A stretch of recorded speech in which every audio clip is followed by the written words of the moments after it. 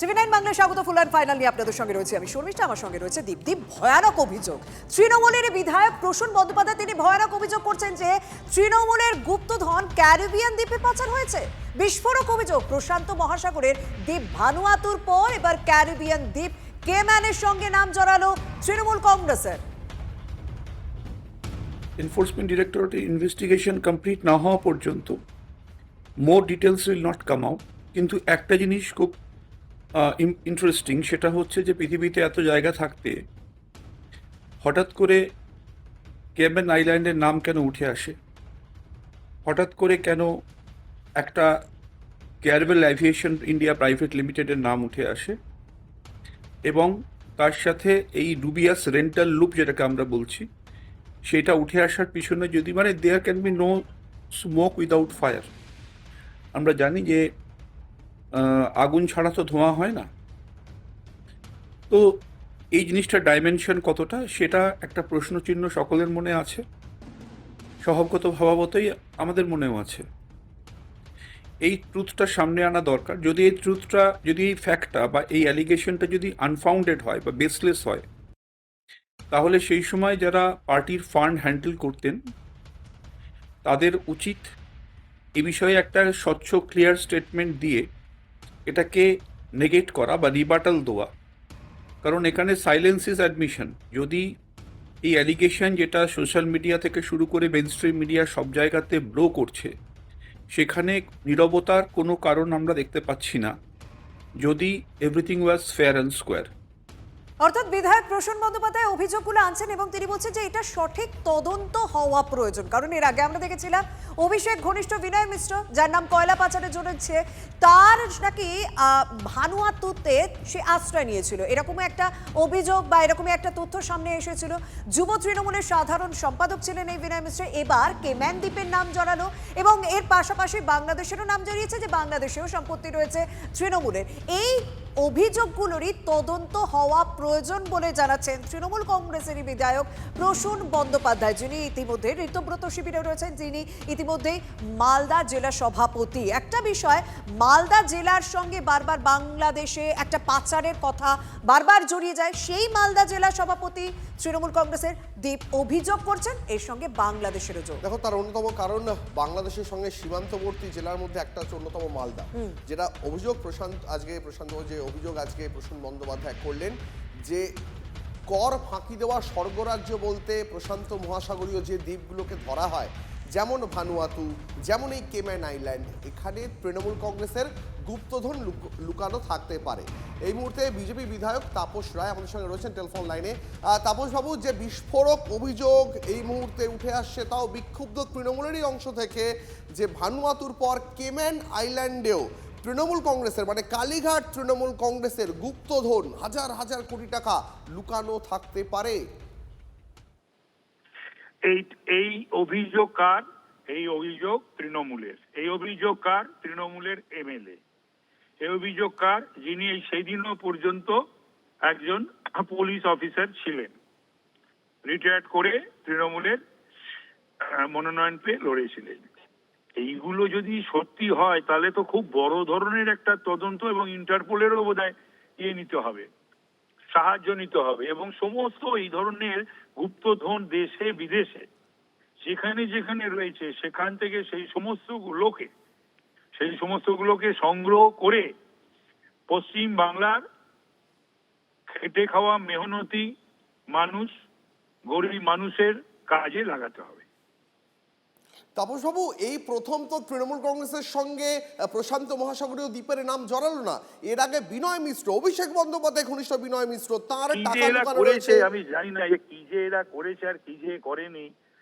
দলটা, পার্টিটা বাদ দিয়ে, পশ্চিমবাংলার মানুষের ভালো বন্ধুর কথা বাদ দিয়ে আর সবকিছুই করেছে নিজের আখের গোছানোর জন্যে। আর এদের এই টাকার নেশায় পেয়েছিল, অর্থের নেশায় পেয়েছিল। তাপসবাবু, একটা প্রশ্ন, ভানুয়াতু, কেম্যান, বাংলাদেশ, এত সহজে তৃণমূল কংগ্রেস এই বিদেশের অ্যাক্সেসটা পায় কি করে সম্পত্তি লোকানোর জন্য? আপনার কি মনে হয়, কোথায় তাদের মেন? এটা নিশ্চয়ই এদের কোনো সেই গোপন, বিভিন্ন দেশের তো সমস্ত ওই দুর্নীতিগ্রস্ত লোকেরা রয়েছে, বা যারা ক্রিমিনাল বা ক্রাইম করে, অর্থনৈতিক ক্রাইম বা অন্য ধরনের ক্রাইম, তাদের সঙ্গে এদের একটা কোনো যোগসাজশ আছে? ধন্যবাদ। আমরা শিল্প ও বাণিজ্য মন্ত্রী তাপস রায়ের সঙ্গে কথা বলবো এবং তিনি বলছেন যদি সত্যি এই অভিযোগ সত্যি হয়, তৃণমূলের দিক থেকে এই অভিযোগ আসছে, তাহলে ইন্টারপোলেরও সাহায্য নিতে হবে। আমরা সেই খবরের দিকে নজর রাখছি। প্রসূন বন্দ্যোপাধ্যায় তিনি ভয়ানক অভিযোগ করেছেন যে তৃণমূলের গুপ্তধন এবার কেম্যান আইল্যান্ডেও।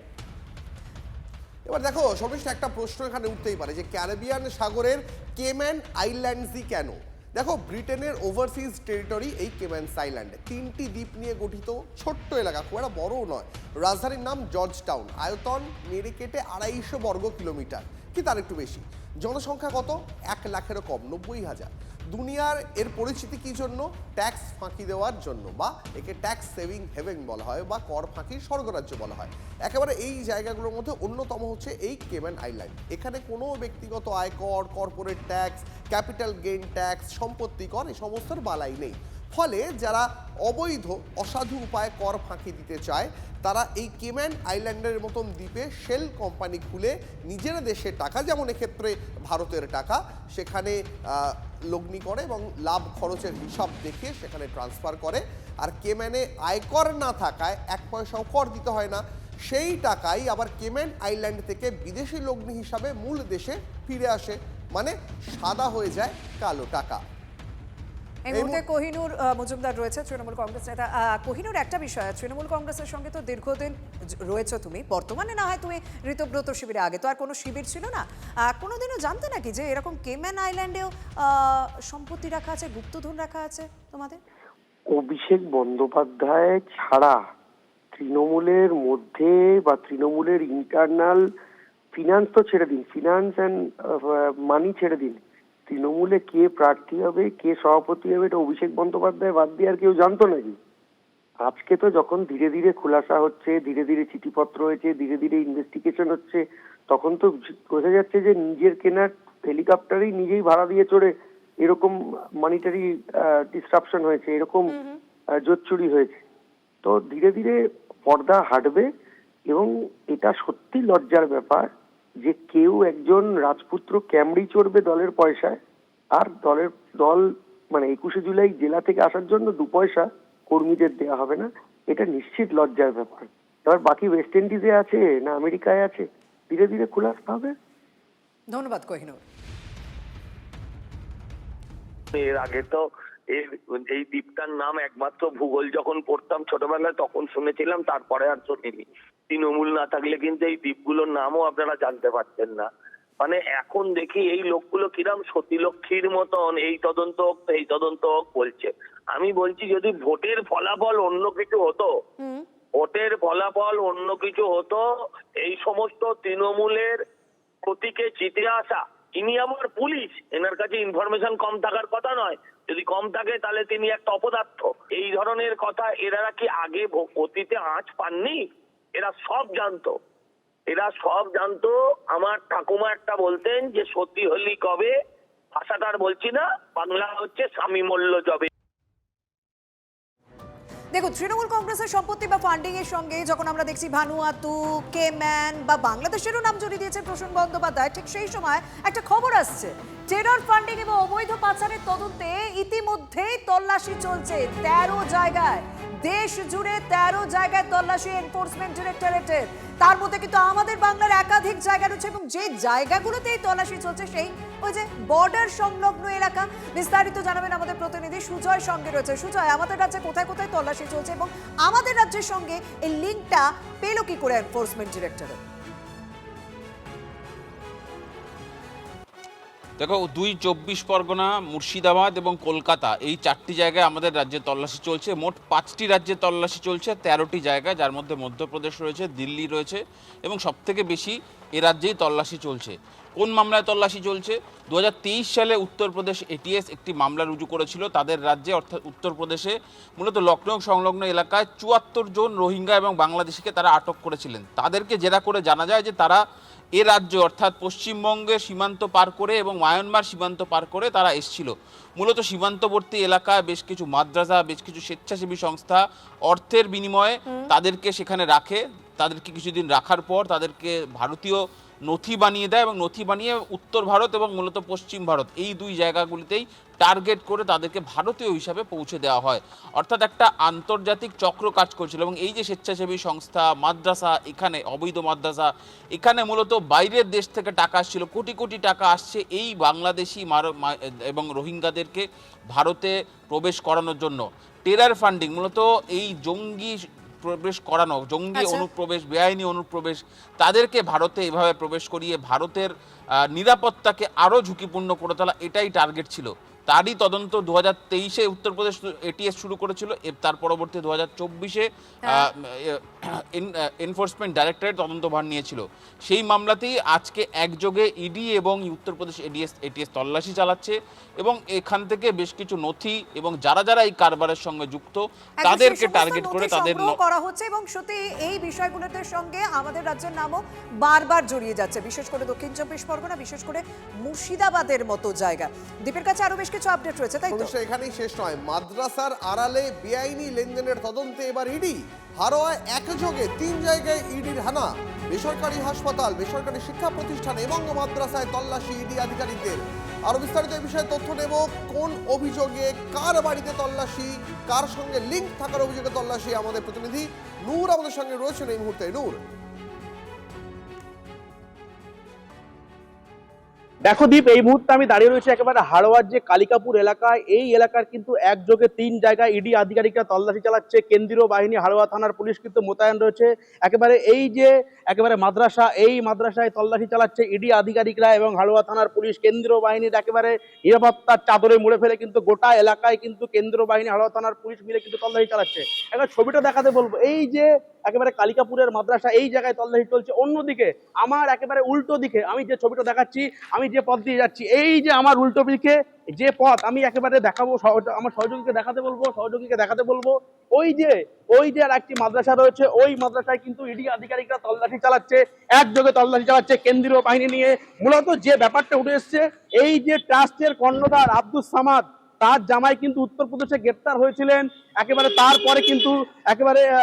তারপরে কিন্তু সেই একেবারে যে বিদেশ থেকে উত্তরপ্রদেশ বা বিভিন্ন দেশ থেকে কিন্তু বৈদেশিক মুদ্রা আসতো।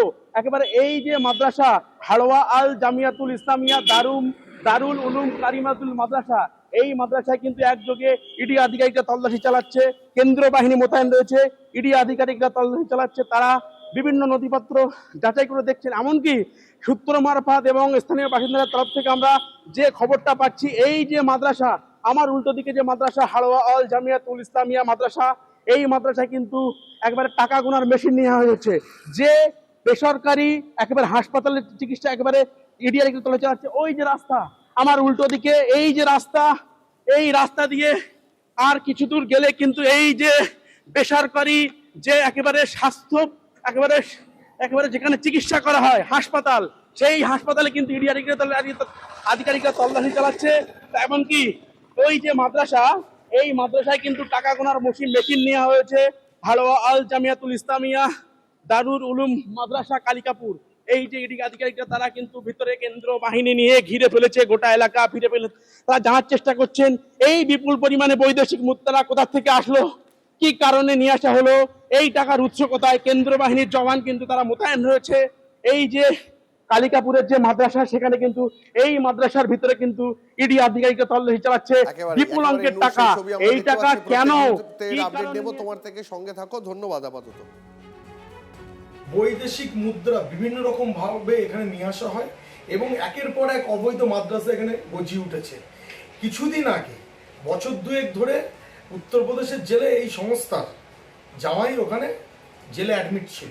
কি কারণে অ্যাডমিট ছিল? এই বৈদেশিক মুদ্রা, মানব পাচার, বিভিন্ন রকম কারণে। এটিএস উত্তরপ্রদেশের সংস্থা আবার ইনকোয়ারি করছে একটি কারণে, যে এখানে যে ধরনের জঙ্গি কার্যকলাপ বা কোনো কিছু যদি থেকে থাকে যে ভারত বিদ্বেষী, সেটা যেন পূর্ণাঙ্গভাবে সামনে আসে এবং তার তদন্ত চলছে। সীমান্তবর্তী এলাকায় যেন সুস্থ থাকে। সরকারটা ভারতীয় জনতা পার্টির এরকম ধরনের কোনো কিছু আগামী দিন যেন না হয়, তার জন্য পূর্ণ ব্যবস্থা নেওয়া হচ্ছে।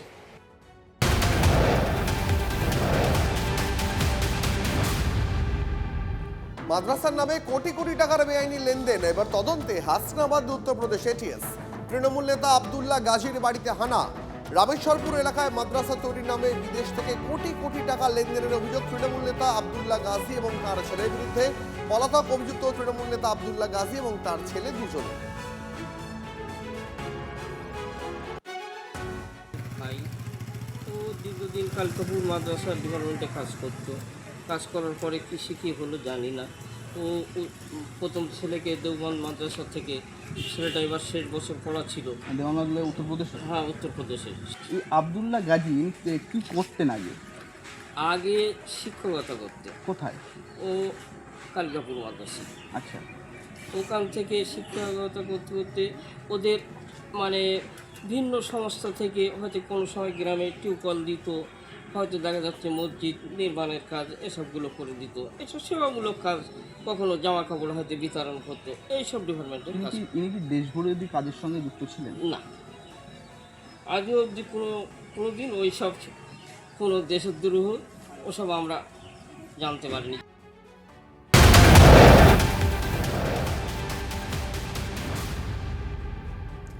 দেখুন, যখন বিভিন্ন মাদ্রাসায় এনফোর্সমেন্ট ডিরেক্টরেট এবং উত্তরপ্রদেশ এটিএস তল্লাশি চালাচ্ছে, ঠিক সেই সময় আমাদের রাজ্যে সরকারি অনুদানহীন মাদ্রাসায় কিন্তু বিশেষ করে নজর দিয়েছে সরকার। বিশেষ করে সীমান্তবর্তী এলাকাগুলো যেখানে সরকারি অনুদান দেওয়া হয় না, মাদ্রাসা গজিয়ে উঠেছে, সেখানে বিশেষ করে নজর দেওয়া হচ্ছে।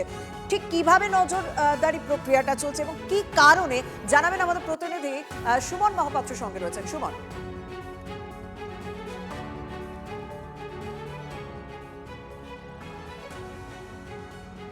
আমরা কথা বলবো আমাদের প্রতিনিধি সুমনের সঙ্গে। তবে সীমান্তবর্তী এলাকায় যে সমস্ত মাদ্রাসা রয়েছে যেগুলোতে কোনো রকম সরকারি অনুদান দেওয়া হয় না, সেই মাদ্রাসাগুলোই কিন্তু এই মুহূর্তে বিজেপি সরকারের আতশকাচের তলায় রয়েছে। সেই কারণে বিশেষ কমিটি গঠন করা হয়েছে এই মাদ্রাসার কর্মকাণ্ডগুলো কি, কিন্তু হঠাৎ করে এই সীমান্তবর্তী এলাকার মাদ্রাসায় নজর কেন, জানাবেন আমাদের প্রতিনিধি সুমন সঙ্গে রয়েছেন এবং কিভাবে নজরদারি চলছে তাও জানাবেন। সুমন,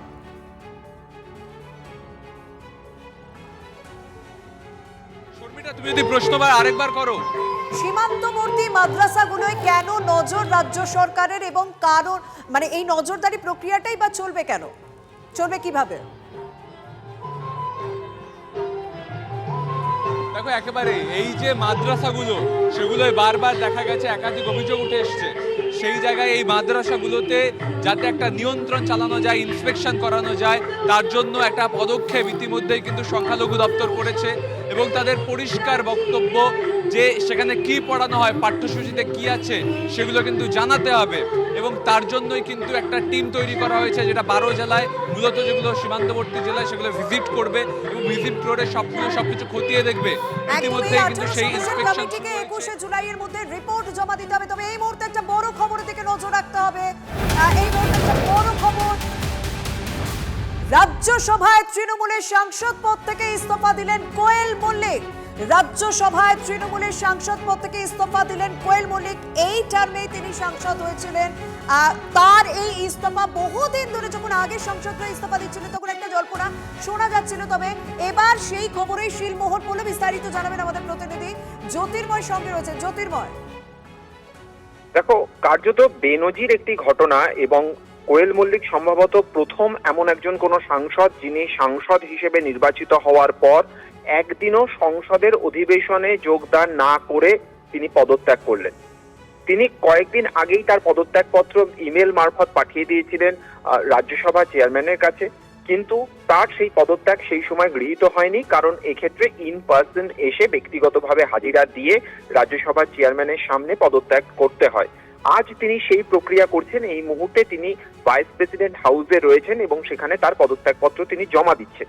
কিন্তু তার আগে তিনি দেখা করেছেন ভূপেন্দ্র যাদবের সঙ্গে, যা অত্যন্ত চাঞ্চল্যকর একটি ডেভেলপমেন্ট। কেন? তার কারণ এর আগে যে 3 জন তৃণমূল কংগ্রেসের সাংসদ পদত্যাগ করেছেন তাদেরকে আমরা দেখেছি যে 3 জনেই আবার বিজেপির টিকিটে জিতে আসতে চলেছেন, কারণ ইতিমধ্যেই তারা তাদের মনোনয়ন ফাইল করেছেন এবং তারাই জিতে আসছেন আবার রাজ্যসভায়। স্বাভাবিকভাবেই কোয়েল মল্লিক, তার কি রাজনৈতিক ইনিংস এখানেই শেষ হয়ে গেল? নাকি তার পদত্যাগের আগে এই ভূপেন্দ্র যাদবের সঙ্গে বৈঠক আদতে তার ভবিষ্যতের কোনো রাজনৈতিক ইনিংসের ইঙ্গিত দিচ্ছে, সেটাই এই মুহূর্তে সব থেকে বড় কথা।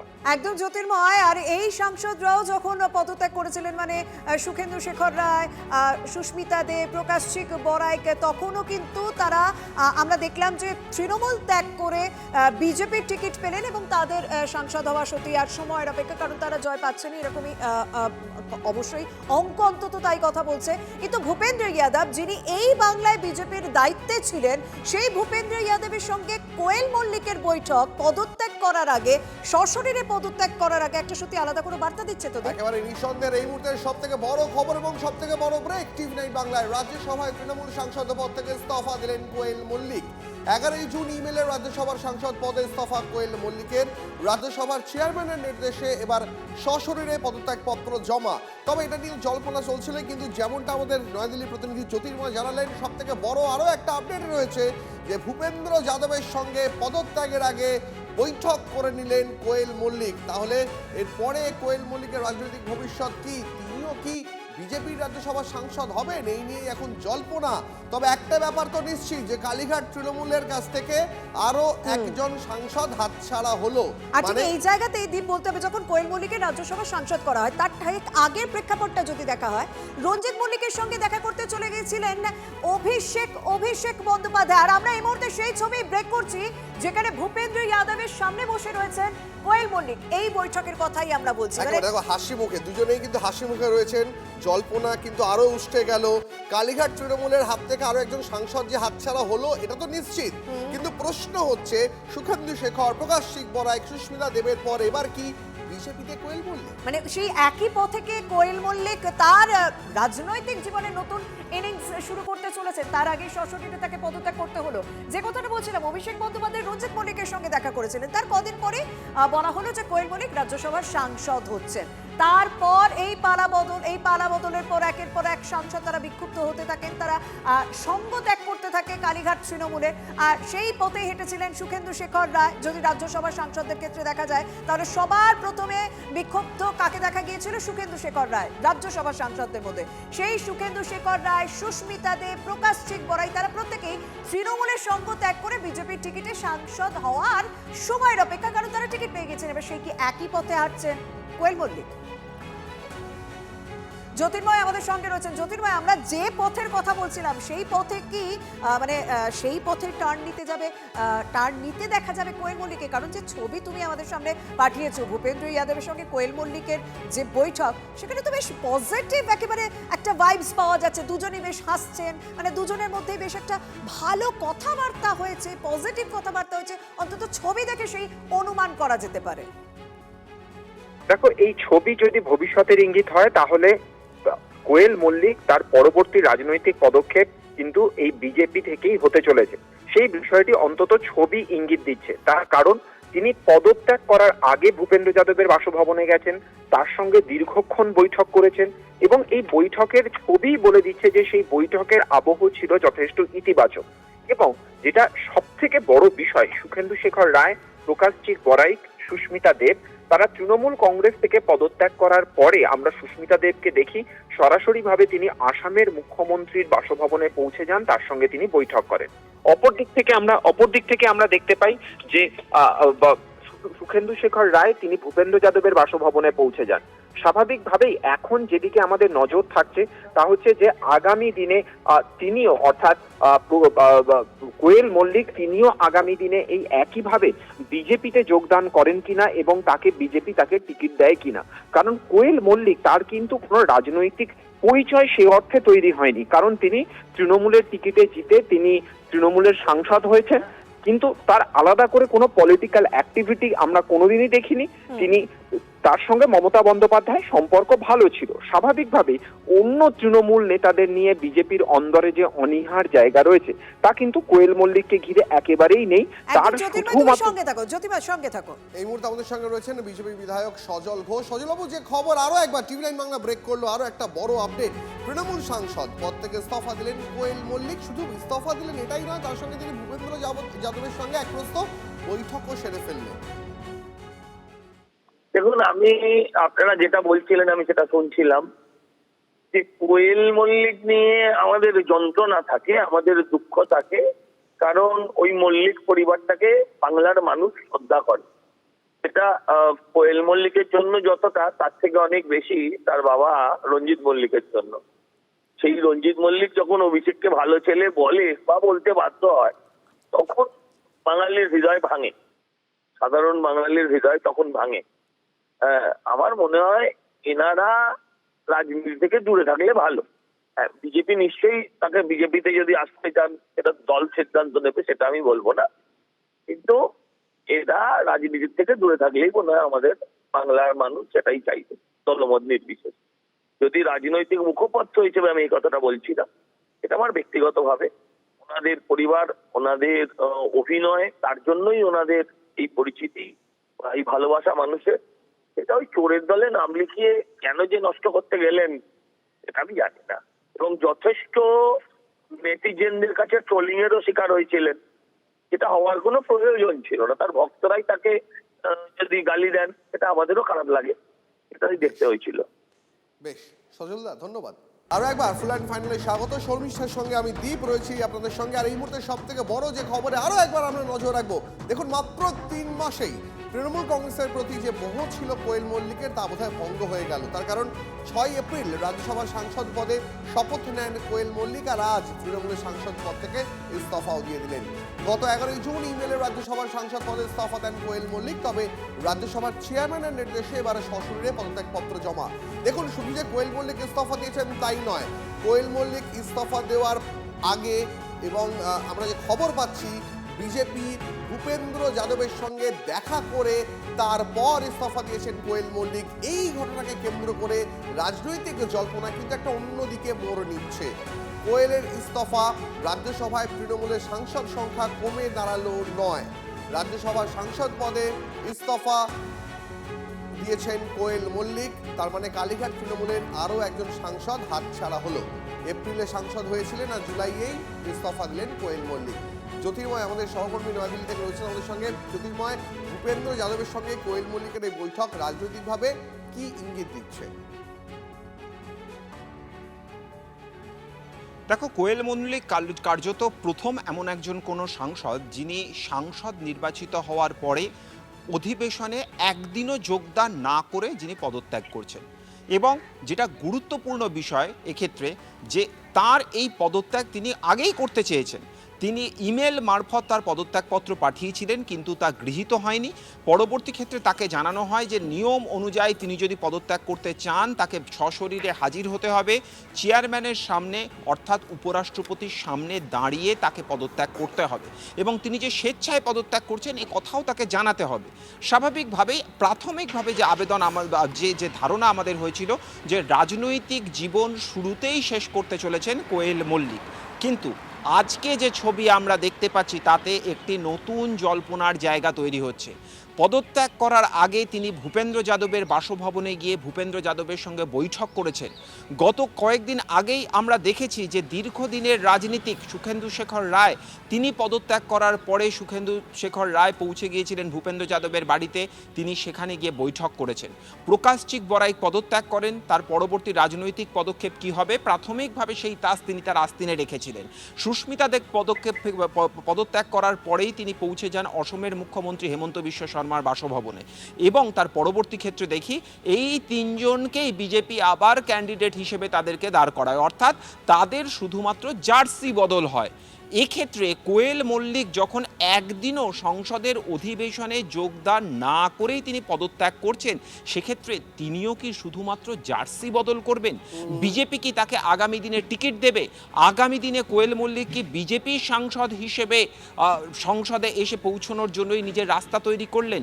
এই প্রশ্নগুলোই এই মুহূর্তে প্রাসঙ্গিক হয়ে উঠছে। আমরা এই মুহূর্তে দাঁড়িয়ে রয়েছি ভাইস প্রেসিডেন্টের বাসভবনের বাইরে, এবং যে খবর আমাদের কাছে এসে পৌঁছচ্ছে যে এই মুহূর্তে কোয়েল মল্লিক তিনি পদত্যাগ করছেন। স্বাভাবিকভাবেই তার সঙ্গে আমরা কথা বলার চেষ্টা করব যে কী কারণ, কেন তিনিও এই একই পথে হাঁটছেন। মমতা বন্দ্যোপাধ্যায়ের সঙ্গে তার এত ঘনিষ্ঠ সম্পর্ক, অভিষেক বন্দ্যোপাধ্যায় তাদের বাড়িতে পৌঁছে গিয়ে রঞ্জিত মল্লিকের সঙ্গে দীর্ঘক্ষণ বৈঠক করেন, একসঙ্গে বাইরে বেরিয়ে এসে তাদের ছবি, হাসি মুখে ছবি ওঠে।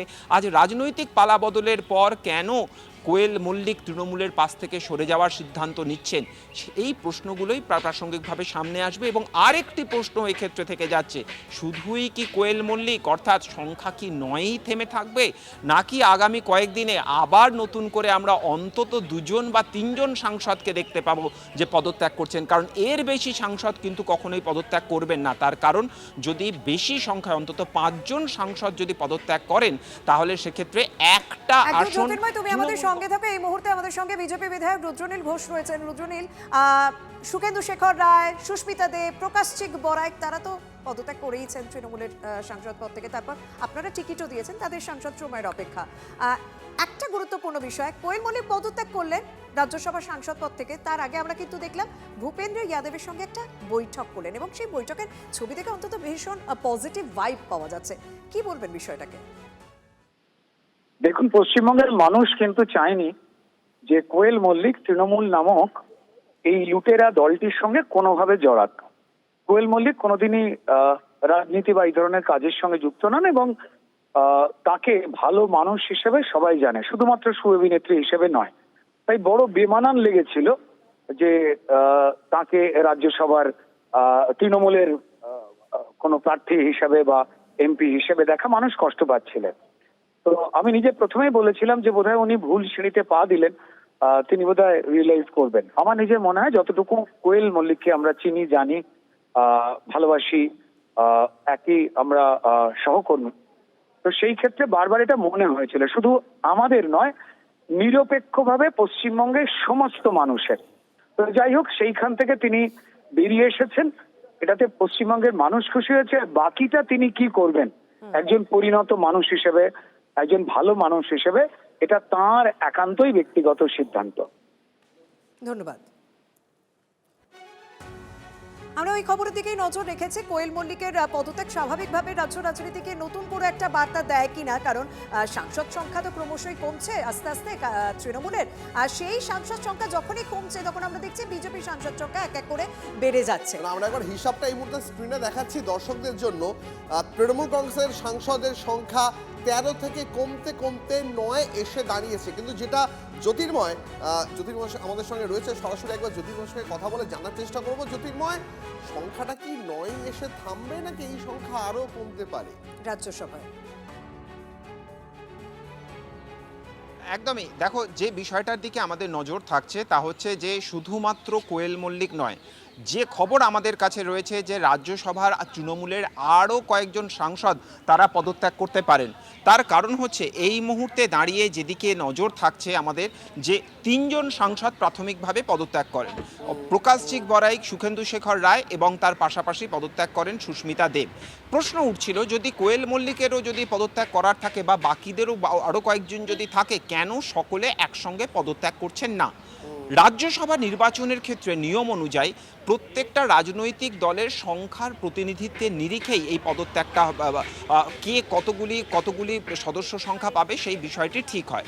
স্বাভাবিকভাবেই যদি মোট 5জন পদত্যাগ করেন একসঙ্গে, বা 5টি আসন যদি খালি হয়, তাহলে 4টে যদি বিজেপি পায়, যেহেতু এক্ষেত্রে একটি আসন 80টি আসন তৃণমূলের পক্ষে রয়েছে, অন্তত একটা আসন কিন্তু তৃণমূলের দিকে যাবে। সেই আসনটি ঋতব্রত তৃণমূল নেবে না মমতা বন্দ্যোপাধ্যায় তৃণমূল তাদের পক্ষে টানতে পারবে, সেটা অন্য রাজনৈতিক প্রশ্ন। কিন্তু অবশ্যই রাজ্যের বিরোধী পরিসরের জন্য একটা আসন যেতে পারে। সেই জায়গাটাকেই প্রতি মুহূর্তে স্ট্র্যাটেজিক্যালি নিশ্চিত করা হচ্ছে যে কখনোই যাতে 3 বা 4 জনের বেশি একসঙ্গে পদত্যাগ না করে। স্বাভাবিকভাবেই যখন কোয়েল মল্লিক পদত্যাগ করছেন, আমাদের আগামী কয়েকদিন নজর রাখতে হবে যে আরও কেউ পদত্যাগ করেন কি না। তার কারণ 3টে রাজ্যসভা অলরেডি বিজেপির দিকে চলে গিয়েছে, যদি আরও কেউ পদত্যাগ করেন তাহলে আবারও নতুন করে রাজ্যসভার নির্বাচন হতে পারে। আর অবশ্যই যেদিকে আমাদের নজর থাকবে, কোয়েল মল্লিক যেহেতু তিনি ভূপেন্দ্র যাদবের সঙ্গে বৈঠক করেছেন, স্বাভাবিকভাবেই তার রাজনৈতিক জীবন কি এখানেই। তৃণমূল সাংসদ প্রতিমা মণ্ডল এই মুহূর্তে আমাদের সঙ্গে রয়েছেন। রাজ্যসভার সাংসদ পদ থেকে ইস্তফা দিলেন কোয়েল মল্লিক, যিনি এই কয়েকদিন আগেই সাংসদ হিসেবে আপনারা মনোনীত করেছিলেন। কিন্তু বিষয়টা হচ্ছে, তিনি পদত্যাগ করার আগে, ইস্তফা দেওয়ার আগে, তিনি বিজেপি নেতা ভূপেন্দ্র যাদবের সঙ্গে একটা মিটিং করেন। কি মনে হচ্ছে, সুখেন্দু শেখর রায়, প্রকাশচিক বরাইক, সুস্মিতা দেবের পথেও কি এই কোয়েল মল্লিক হাঁটবেন? আপনাদের তো সাংসদ সংখ্যা ক্রমশ কমছে রাজ্যসভায়, 9 জনে এসে দাঁড়ালো। দেখুন, আমরা 8জন লোকসভার সাংসদ আছি এবং এই মুহূর্তে যেটা আপনাদের কাছে খবর আছে, আপনি যেটা বলছেন যে কোয়েল মল্লিক রাজ্যসভার সাংসদ, তিনি ইস্তফা দিয়েছেন। যদিও এর আগেও এটা মিডিয়াতে এসেছিল যে তিনি ইমেলের মাধ্যমে ইস্তফা দিয়েছেন, কিন্তু সেটা গৃহীত হয়নি, কারণ রাজ্যসভার চেয়ারম্যান তিনি বলেছেন যে এখানে সশরীরে উপস্থিত হয়েই তাকে রেজিগনেশন দিতে হবে। তাহলে যখন এটা দিলেন এবং তারপরে এতদিন কেন কোয়েল মল্লিক সময় নিলেন সেটা তিনিই বলতে পারবেন, কারণ ইমেলে তিনি অনেক আগেই দিয়েছিলেন। তো হয়তো যার সাথে আজকে দেখা করেছেন বা গতকাল দেখা করেছেন ভূপেন্দ্র যাদবের সাথে, বলছেন যিনি পরিবেশ মন্ত্রী, এনভায়রনমেন্ট মিনিস্টার, এবং আমাদের পূর্বের আরো অনেক সাংসদরা যার সাথে দেখা করেছেন, তিনি দেখা করেই এটা ইস্তফা দিয়েছেন। আমি জানি না, হয়তো তার থেকে ইনফরমেশন পেতে দেরি হয়েছে, তাই তিনি যেতে দেরি করেছেন, কিন্তু তিনি আগেই গিয়েছিলেন। তবে তৃণমূল কংগ্রেস এতে ভেঙে যাবে না। 21শে জুলাই নেত্রীর ডাকে আমরা সকলেই সেখানে যাব। প্রত্যেকটি বাংলার মানুষ আজকের এই লড়াইয়ের দিনে মমতা বন্দ্যোপাধ্যায়ের পাশে আছে রাজ্যসভায় এবং সাংসদ থাকবে। সংখ্যা কমছে, আপনাদের 13 ছিল, সেখানে 9 হচ্ছে। কি অসম্ভব কথা! দেখুন, বিজেপি তাদের নিজেদের লোক পাচ্ছে না, তৃণমূলের লোকদের নিয়ে চলে যাচ্ছে। রাজ্যসভায় সাংসদ করতে হলে তাদের তো অন্যভাবে, তাদের সংখ্যা রয়েছে এখন বর্তমানে এমএলএদের যে সংখ্যা, তাতে তো তারা অন্যদেরকেও নির্বাচিত করে মনোনীত করে সেখানে পাঠাতে পারতেন। হঠাৎ তৃণমূলের লোকজনদের কেন দরকার হলো এটা আমি বলতে পারবো না, কারণ এই তৃণমূলদের সম্পর্কেই তারা নির্বাচনের সময় তারা নানান রকমের কুকথা বলেছে, প্রচার করছে এবং বর্তমানেও করে চলেছে। কিন্তু যারা ওখানে চলে যাচ্ছে তারা তখন ওয়াশিং মেশিন হয়ে যাচ্ছে, তারা পরিষ্কার একদম তুলসী পাতার মতো পবিত্র হয়ে যাচ্ছে। কি করে সেটা আপনাদের মাধ্যমে আপনারা নিজেদেরকেই জিজ্ঞাসা করুন না, এবং বাংলার মানুষও কিন্তু আগামী দিনে সেই প্রশ্নটাই করবে তাদের কাছে যে ভারতীয় জনতা পার্টিতে না গেলে তারা সকলে চোর, তাদেরকে ডিম ছোড়া যাবে, কিন্তু ভারতীয় জনতা পার্টিতে যোগদান করলে তারা সকলেই খুব পবিত্র গঙ্গা জল হয়ে যায়। কি করে হয় এই ম্যাজিক সেটা তারাই বলতে পারবে। বেশ, অনেক ধন্যবাদ। আমরা কথা বললাম তৃণমূল সাংসদ প্রতিমা মণ্ডলের সঙ্গে এবং তিনি স্বাভাবিকভাবেই বলছেন যে তৃণমূলের লোক নিয়ে বিজেপির সাংসদ সংখ্যা বাড়ানো একটা কৌশল। আরও একবার জানাবো আপনাদের, 6 এপ্রিল শপথ, মাত্র 3 মাসেই তৃণমূলের মোহভঙ্গ কোয়েল মল্লিকের। রাজ্যসভায় তৃণমূলের সাংসদ পদ থেকে ইস্তফা দিলেন কোয়েল। জুনেই ইমেলে রাজ্যসভার সাংসদ পদে ইস্তফা দেন। রাজ্যসভার চেয়ারম্যানের নির্দেশে এবার সশরীরে পদত্যাগপত্র জমা। রাজ্যসভার সাংসদ পদে ইস্তফা দিয়েই বিজেপি নেতা ভূপেন্দ্র যাদবের সঙ্গে বৈঠকও করলেন কোয়েল মল্লিক। আমাদের সঙ্গে অধ্যাপক এবং রাজনৈতিক বিশ্লেষক ঝন্টু বড়াই রয়েছেন টেলিফোনে। ঝন্টুবাবু, আমি একটা খুব বিশ্লেষণ আপনার থেকে চাইছি যে কিভাবে এটা কেন হলো। প্রথম কথা, কোয়েল মল্লিক আচমকা 3 মাসের মধ্যে তৃণমূলের প্রতি মোহভঙ্গই বা কেন হলো, এবং তিনি কি এবার প্রকাশ সিং বড়াই, সুখেন্দু শেখরদের মতন বিজেপির রাজ্যসভার সাংসদ হতে চলেছেন? দেখুন, রাজনৈতিক দলগুলোর রবীন্দ্রনাথ ঠাকুরের ভাষায় রাজধর্ম, প্রজাধর্ম এবং রাজনৈতিক ধর্ম তিনটেই থাকে। অর্থাৎ এই যে রাজনৈতিক ধর্ম, এখন বিজেপির চলছে রাজনৈতিক ধর্ম। আপনি সেই রাজীব গান্ধীর পরে এই যে পর্বটা চলছে, বাস্তবে রাজ্যসভায় তো সংখ্যালঘু, এবং রাজীব গান্ধীর পরে এখনো পর্যন্ত কোনো সরকার অ্যাবসলিউট মেজরিটিতে রাজ্যসভায় আসতে পারেনি রাজ্যসভার সংসদকে। ফলে বিভিন্ন বিলের ক্ষেত্রে তাদের বিভিন্ন জায়গায় ধরা বাছা, অন্য দল থেকে ভাঙিয়ে আনার কৌশল নিতে হয়, সেটার জন্য তো একটা আর্থিক এবং অন্যান্য চাপ থাকে। ফলে এই জায়গায় দাঁড়িয়ে আগামীতে বেশ কিছু বড় বড় রকম বিল পাস আছে, যেটা 2029-এর ভোটের দিকে তাকিয়ে তার আঙ্গিকে শুধু সংখ্যাতত্ত্বের নিরিখে রাজনৈতিক অঙ্ক কষছে বিজেপি। আর কোয়েল মল্লিকরা ভালো করেই জানি যে তারা না রিজাইন দিলে তারা হয়তো কিছুদিন সাবস্টেন্ড করবে, কিন্তু আফটার দ্যাট পলিটিক্যালি তারা কি সেখানে থাকতে পারবে? এই কারণে তারা কিন্তু ভালো তৃণমূল হওয়ার নিরিখে, এবং এখন তো ভালো তৃণমূল শুধু নয়, প্রকাশ সিং বড়াই থেকে সুখেন্দু শেখর রায় বাবু, যারা দুদিন আগেও সুখেন্দু শেখর রায় একাধিক জায়গায় মহিলা বিল নিয়ে লেখালেখি করছেন, তারা হঠাৎ করে বিজেপির পালে আসলেন নিজের রাজনৈতিক ক্যারিয়ার গুলোকে বাঁচাতে।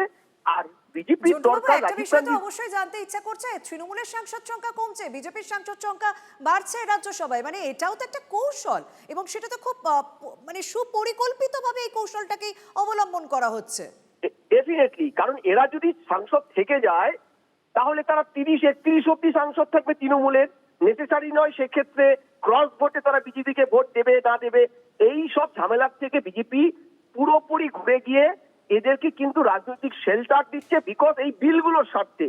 আমি বিশ্বাস করি 29-এর আগে 29-এর পরে কোয়েল মল্লিক, সুখেন্দ্র শেখর রায়রা পলিটিক্যাল হিস্ট্রিতে কোথাও খুঁজে পাওয়া যাবে কিনা সেটাও সন্দেহ, কিন্তু আপাতত এদের জরুরি রাজীব গান্ধীর পরে সর্ববৃহৎ রাজনৈতিক দল হিসেবে রাজ্যসভায় একক মেজরিটি আনার লক্ষ্য। আর এই লক্ষ্যে বিজেপি কিন্তু আজকে এই কৌশল আপনি বললেন, আমি মনে করি কৌশল শুধু নয়, সূক্ষ্ম পাটিগণিতিক হিসাব, সেই হিসাব কষে এগোচ্ছে আড়াই চালে। কিন্তু কারণ লক্ষ্য একটাই, রাজীব গান্ধীকে পরে সর্ববৃহৎ রাজনৈতিক দল হিসেবে রাজ্যসভায় অ্যাবসলিউট মেজরিটি আনা। একদম, অনেক ধন্যবাদ। সত্যি বিজেপির সাংসদ সংখ্যা বাড়ছে, কিন্তু একটা তো কথা বলতেই হয়, রাজ্য রাজনীতিতে আমার রাজ্যের প্রেক্ষাপটে বিধায়ক বলো, লোকসভার সাংসদ বলো, রাজ্যসভার সাংসদ বলো, কালীঘাট তৃণমূল, মানে খুব স্পেসিফিক ভাবে বলতে গেলে তৃণমূল নেত্রী মমতা বন্দ্যোপাধ্যায় তিনি কিন্তু নিঃসঙ্গ হচ্ছেন, তিনি একা হচ্ছেন, এবং বারবার কিন্তু এই একা হওয়ার পিছনে দলের নেতারাই অভিষেক বন্দ্যোপাধ্যায়কে দায়ী করেছেন, এবং তিনি বলছেন যে তৃণমূল নেত্রী নিরপেক্ষতা বজায় রাখছে না, অভিষেক বন্দ্যোপাধ্যায়ের দোষগুলো হয়তো তিনি দেখতে পাচ্ছেন না। এবং একটা কথা এখানে শর্মিষ্ঠা যেটা বলতেই হয়, যে শুধুমাত্র যারা মমতা বন্দ্যোপাধ্যায়কে ছেড়ে ঋতব্রত শিবিরে যাচ্ছেন তারা অভিষেক বন্দ্যোপাধ্যায়কে নিশানা করছেন না, একেবারে কালীঘাটপন্থী তৃণমূল নেতা কল্যাণ বন্দ্যোপাধ্যায় তিনিও নাম না করে ক্যামাক স্ট্রিটকে নিশানা করেছেন। বলেছেন কল্যাণ বন্দ্যোপাধ্যায় তিনি একেবারে পরিষ্কার মিডিয়ার ক্যামেরার সামনে অভিযোগ করছেন যে ক্যামাক স্ট্রিট থেকে দলকে পরিচালনা করা হতো, যারা অভিষেকের আত্মসহায়ক, সুমিতের সঙ্গে কার কতটা বোঝাপড়া রয়েছে, সুমিতের সঙ্গে একবার কথা বলতে পারলে তারা পড়তে যেত, এই কথাগুলো বলেছেন কল্যাণ বন্দ্যোপাধ্যায়। এবং কল্যাণ বন্দ্যোপাধ্যায়ের রিসেন্ট যে বক্তব্যটা আমার সব থেকে স্ট্রাইকিং মনে হচ্ছে সেটা হচ্ছে দলটাকে শেষ করে দিল ক্যামাক স্ট্রিট, সেই বক্তব্যটা একটু পিসিআর কে বলবো চালাতে। এই যে ক্যামাক স্ট্রিটের সুমিত রায়ের সঙ্গে যারা কথা বলতো, বেশি কথাবার্তা বলেছে, অর্গানাইজেশন চলার জন্য যে সমস্ত বেশি কথাবার্তা বলেছে, তাদেরকেও এখন ডেকে ডেকে পুলিশরা যে এই তোমার সঙ্গে ওই শালবনী কেসের সঙ্গে যুক্ত আছো, তুমি বেশি যদি বাড়াবাড়ি করো ঢুকিয়ে দেবো। ক্যামাক স্ট্রিটটা শেষ করে দিল আমাদের দলটাকে শেষ করে দিল ক্যামাক স্ট্রিটটা। আজকে যারা বড় বড় বক্তৃতা দিচ্ছে অভিষেকের বিরুদ্ধে বলছে, 2022-এ যখন আমি বলেছিলাম তখন তো এরাই আমার বিরোধিতা করেছে, এবং সেদিনকে মমতাদি আমার পাশে না দাঁড়িয়ে থাকলে আমাকেই হয়তো দলটা ছেড়ে চলে যেত হতো। তোমরাই তো আইপ্যাককে মাথায় তুলেছ, তোমাদের মধ্যে কেউ কেউ সুমিত যদি দুবার কথা বলে তো জীবন ধন্য হয়ে গেছে তোমাদের। আজকে তারা অভিষেকের বিরুদ্ধে বলছে। অভিষেক তো আর যাই হোক অনুব্রত মণ্ডলকে তো গরু চুরি পাথর চুরি করতে বলেনি, অভিষেক তো আর যাই হোক ঋতুব্রত ব্যানার্জিকে রেপ করতে বলেনি। এই যে ইন্ডিভিজুয়াল যেগুলো আছে, ক্রিমিনালগুলো আছে ঢুকেছে আজকে, তাদের তো অভিষেক বলেনি, তারা নিজেরা করেছে, কারণ জানে তাদের মাথার ওপর অভিষেক ব্যানার্জি আছে, বাঁচিয়ে দেবে সব জায়গা থেকে। দেখুন কল্যাণ বন্দ্যোপাধ্যায় একা নন, গতকাল আমরা দেখলাম বিধানসভায় গিয়ে তৃণমূল কংগ্রেসের প্রতিষ্ঠাতা সদস্য মদন মিত্র, কামারহাটির বিধায়ক, তিনিও একেবারে সরাসরি কালীঘাট তৃণমূলের সংস্পর্শ ত্যাগ করেই কিন্তু অভিষেক বন্দ্যোপাধ্যায়কে নিশানা করলেন। কি বললেন মদন মিত্র? মদন বললেন যে ইডির থেকে এবিকে বেশি ভয়। শুনুন। আমি ভয়ে যোগাযোগ করলাম, আমার তো ইডির থেকে ভয় ছিল এবি বেশি। ইডি ধরলে তবু কথা বলে জিজ্ঞেস করবে, ওখানে এবি কখন কোথায় তাড়িয়ে দেবে, কি করে দেবে ভগবান জানে। আর আমি ইডিকে, অভিষেক বন্দ্যোপাধ্যায় জীবনে যায়নি, আমি 27 মাস জেলে ছিলাম, পার্টির বিরুদ্ধে বলিনি, সমস্ত রকম সহযোগিতা করব, যা বলবে তাই করব। প্রমাণ করুন যে মদন মিত্র টাকা নিয়ে চাকরি দিয়েছে, মদন মিত্র গয়না নিয়ে চাকরি দিয়েছে, তা কাজ করুন না, এটা প্রমাণ না করে একটা গণভোট করে দিন না বাংলায়। মদন মিত্র যিনি তৃণমূলের শুরুর সময় থেকে একেবারে ছায়াসঙ্গী হিসেবে ছিলেন তৃণমূল নেত্রী মমতা বন্দ্যোপাধ্যায়, তিনিই সরাসরি অভিযোগ করছেন অভিষেক বন্দ্যোপাধ্যায়ের বিরুদ্ধে। কল্যাণ বন্দ্যোপাধ্যায় তিনিও অভিযোগ করছেন অভিষেক আরো একটা নাম হলে সমস্যা চলবে না, অনুব্রত মণ্ডল। একদম, এবং সে তো ডিরেক্ট বলেছে যে আমি জেলে গিয়েছি অভিষেক বন্দ্যোপাধ্যায়ের জন্য। গতকালই এই বক্তব্য রেখেছেন। সত্যি একে একে কোথাও নিভিচে দেউটি কথাটা বলা হয় না, সেরকম এক একজন বিধায়কের চলে যাওয়া, এক একজন সাংসদের চলে যাওয়া, কোথাও সেই কথাটাকেই হয়তো প্রমাণ করছে তৃণমূল নেত্রী মমতা বন্দ্যোপাধ্যায় তিনি নিঃসঙ্গ হয়ে পড়ছেন। এই কয়েকদিন আগেই রাজ্যসভায় মনোনয়ন দেওয়া হয় কোয়েল মল্লিককে। তার বাবা রঞ্জিত মল্লিকের সঙ্গে এই অভিষেক বন্দ্যোপাধ্যায় দেখা করতে গিয়েছিলেন, প্রণাম করতে দেখা গিয়েছিল, জড়িয়ে ধরতে দেখা গিয়েছিল। তারপর সেই কোয়েল মল্লিকের নাম ঘোষণা করা হয়। মল্লিক বেরিয়ে এসে বললেন অভিষেককে আমি খুব পছন্দ করি, এই ছেলেটাকে আমার খুব ভালো লাগে, এই ঠিক কোট অ্যান্ড কোট এই কথাটা বলেছিলেন। এবং তার কদিন পরে কোয়েল মল্লিককে রাজ্যসভায় মনোনয়ন দেওয়া হলো। সেই কোয়েল মল্লিকই 3 মাসে তৃণমূলে মোহভঙ্গ হয়ে পদত্যাগ করলেন, ইস্তফা দিলেন। আমাদের সঙ্গে রয়েছে প্রতিনিধি জ্যোতির্ময়ের সঙ্গে কথা বলতে হবে। জ্যোতির্ময়, আমি যদি জাতীয় রাজনীতির বিষয়টাই তুমি ভালোভাবে ব্যাখ্যা করছিলে যে কিভাবে তৃণমূলের ঘর ভাঙিয়ে নিজেদের ভিত শক্ত করছে বিজেপির রাজ্যসভার অন্দরে, কারণ বেশ কিছু গুরুত্বপূর্ণ বিল পেন্ডিং রয়েছে, সেগুলো আনার ভাবনা রয়েছে। সত্যিই তো 29-এর পর 31-এর পর যারা তৃণমূল থেকে বিজেপির টিকিটে সাংসদ হচ্ছেন তাদের কোনো রাজনৈতিক ভবিষ্যৎ থাকছে? দেখো, এক্ষেত্রে দুটি বিষয় রয়েছে। এক, বিজেপিকে মাথায় রাখতে হচ্ছে যে তারা যে পরিবর্তনের ম্যান্ডেট পেয়েছেন সেই পরিবর্তনের ম্যান্ডেট গিয়েছে তৃণমূলের বিরুদ্ধে রাগ, ক্ষোভ, মানুষের অভিযোগ, তার প্রেক্ষিতে। স্বাভাবিকভাবেই তৃণমূলের যে নেতাদের বিরুদ্ধে রাগ, ক্ষোভ, অভিযোগ মানুষের ছিল, যার প্রেক্ষিতে এই নির্বাচনী ফলাফল, সেই নেতাদের যদি বিজেপি আজকে জায়গা দেয়, স্বাভাবিকভাবেই বিজেপির বিরুদ্ধেও সেই একই রাগ, ক্ষোভ আগামী দিনে মানুষের প্রতিফলন হবে।